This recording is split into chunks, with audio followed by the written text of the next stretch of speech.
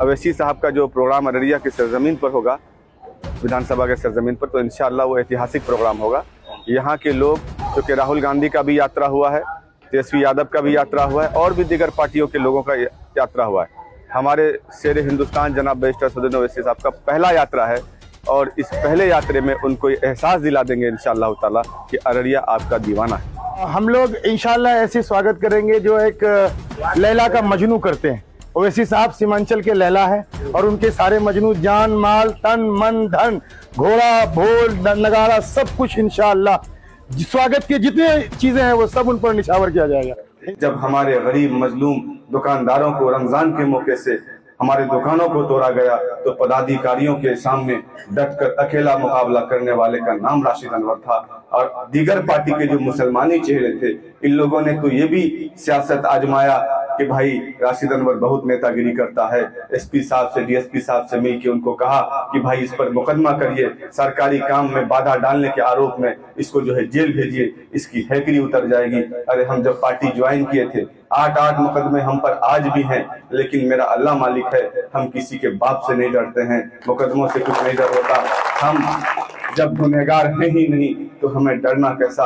हमारा भरोसा और यकीन मेरे खालिक और मालिक पर है, हम उस पर बेइंतहा भरोसा करते हैं और इसी यकीन के साथ हम अल्लाह से उम्मीद भी करते हैं कि जो खुदाए पाक हम जैसे जर्रे से उठाकर आज यहाँ पर आप तमाम लोगों के बीच बिठाया है, इंशाअल्लाह ताला ये तमाम रुकावटों के बावजूद भी यही खुदा हमें ऊपर आसमान तक पहुँचाने का काम करेगा। जैसा कि देखिए, आज हमारे जो खास कार्यकर्ता हैं, इन्हीं का एक अहम बैठक हुआ था, क्योंकि अवैसी साहब जो हमारे राष्ट्रीय अध्यक्ष हैं हमारे पार्टी के, इनका अररिया में के सरजमीन पर आमद हुआ है इलेक्शन के बाद पहली दफ़ा।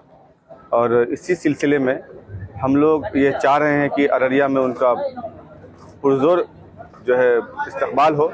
इसी सिलसिले में हम लोग अपने लोगों से, अपने भाइयों से राय मशवरे के तौर पर इन लोगों को बुलाए थे। अवैसी साहब का जो प्रोग्राम अररिया की सरजमीन पर होगा, विधानसभा के सरजमीन पर, तो इंशाअल्लाह वो ऐतिहासिक प्रोग्राम होगा।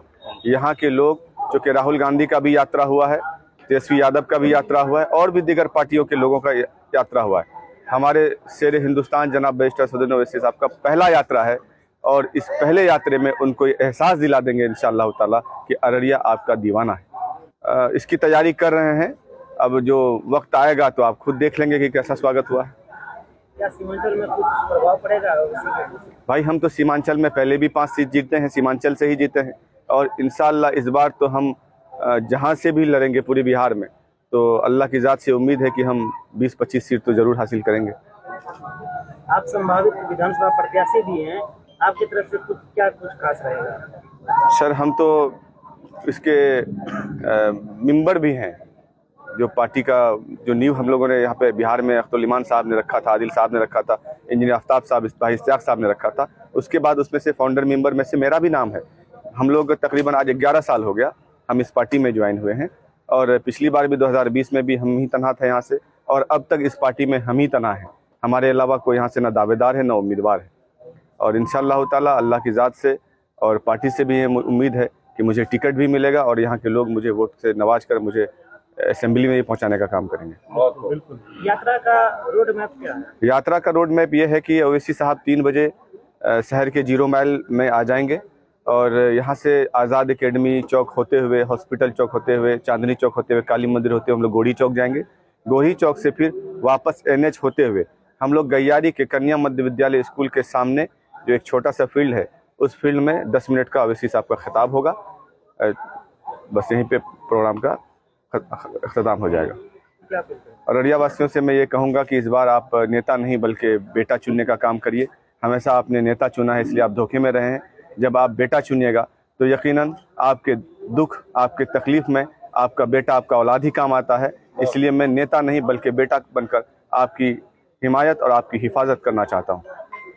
देखिए, आज का जो बैठक है वो आपके सवाल में ही जवाब है कि आगामी 25 सितंबर की तैयारी कैसे की जाए, असदुद्दीन ओवैसी साहब का इस्तकबाल के इंतजाम कैसे किए जाएं, कैसे उनको अमन और शांति के साथ रिसीव किया जाए और फिर रोड शो को कामयाब किया जाए। इसी को लेकर राशिद भाई और उनके चाहने वाले और MIM के जितने भी कार्यकर्ता हैं वो आज उनके आवास पर जमा हुए और इसी पर थोड़ी देर मीटिंग हुई। हम लोग इंशाल्लाह ऐसे स्वागत करेंगे जो एक लैला का मजनू करते हैं।